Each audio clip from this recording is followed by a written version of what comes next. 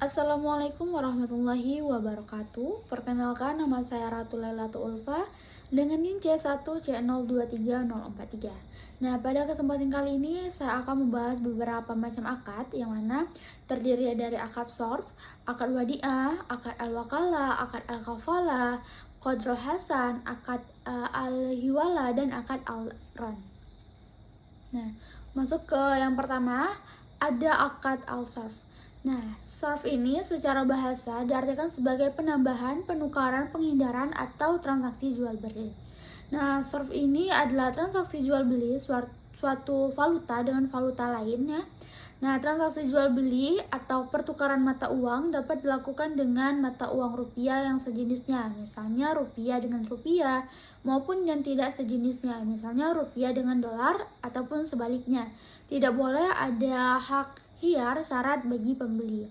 Nah, adapun sumber hukumnya dari Abu Sa'id Al-Khudri radhiyallahu anhu, Rasulullah Shallallahu alaihi wasallam bersabda, transaksi penukaran emas dengan emas harus sama takarannya, timbangan dan tangan ke tangan atau tunai. Nah, kelebihannya adalah riba, perak dengan perak harus sama takarannya, timbangan dan tangan ke tangan atau tunai. Kelebihannya adalah riba. Nah, gandum dengan gandum sama takarannya, timbangan dan tangan ke tangan atau tunai. Kelebihannya adalah riba. Tepung dengan tepung harus sama takarannya, timbangan dan tangan ke tangan atau tunai. Kelebihannya itu adalah riba. Nah, riba, kurma dengan kurma harus sama takarannya, timbangan dan tangan ke tangan atau tunai. Kelebihannya juga adalah riba. Garam dengan garam harus sama takarannya hingga tangan, timbangan dan tangan ke tangan atau tunai. Kelebihannya itu adalah riba. Nah, hadis riwayat Muslim. Nah, adapun yang kedua, akad wadi'ah. Nah, akad wadi'ah ini merupakan simpanan atau deposit barang ataupun dana kepada pihak lain yang bukan pemiliknya untuk tujuan keamanan. Nah, wadi'ah ini adalah akad penitipan dari pihak yang mempunyai uang atau barang kepada pihak yang menerima titipan, dengan catatan kapan penerima titipan wajib menyerahkan kembali uang atau barang titipan tersebut kepada pihak yang dititipi menjadi penjamin pengembalian barang titipan. Nah, adapun jenis akad wadi'ah menurut PSAK 59, yang pertama ada wadi'ah amanah, yaitu akad wadi'ah di mana uang ataupun barang yang dititipkan hanya boleh disimpan dan tidak boleh dipergunakan. Yang kedua, wadi'ah damanah, yaitu akad wadi'ah di mana penerima titipan dapat memanfaatkan barang titipan tersebut dengan seizin pemilik dan menjamin untuk mengembalikan titipan tersebut secara utuh setiap saat si pemilik ini menghendakinya. Nah, adapun sumber hukumnya itu yang pertama berdasarkan Al-Qur'an dan yang kedua itu berdasarkan sunnah. Nah, adapun yang ketiga, pengertian akad wakalah. Al-wakalah, al-wakilah, at-ta'wid, berarti itu penyerahan, pendelegasian atau pemberian mandat. Nah, akad wakalah ini adalah akad pelimpahan kekuasaan oleh suatu pihak kepada pihak lain dalam hal-hal yang boleh diwakilkan. Sebabnya adalah tidak semua hal dapat diwakilkan. Contohnya sholat, puasa, bersuci, kisos, talak, dan lain sebagainya. Nah, adapun sumbernya yaitu juga bersumber dari Al-Quran dan As-Sunnah. Nah, adapun yang keempat, pengertian akad kafalah. Nah, Syahid Syabik ini menyebutkan bahwa kafalah disebutkan juga dengan daman atau jaminan, hamalan ataupun beban, dan za'ama ataupun tanggungan. Nah, akad kafalah ini yaitu penjanjian pemberian jaminan yang diberikan oleh penanggung kepada pihak ketiga untuk memenuhi kewajiban pihak kedua atau pihak yang ditanggung, yang mana bersumber dari Al-Quran dan As-Sunnah. Nah, berikutnya ada qadrul hasan. Qadrul hasan ini adalah pinjaman tanpa dikenakan biaya atau hanya wajib membayar sebesar pokok utangnya. Nah, pinjaman uang seperti inilah yang sesuai dengan ketentuan syariah, yaitu tidak mengandung riba. Nah, karena kalau meminjamkan uang, maka ia tidak boleh meminta pengembalian yang lebih besar dari pinjaman yang diberikan. Nah, namun si peminjam boleh saja atas kehendaknya sendiri memberikan kelebihan atas pokok pinjamannya sebagai hadiah dan tidak boleh dicantumkan dalam perjanjian dan juga tidak boleh berulang.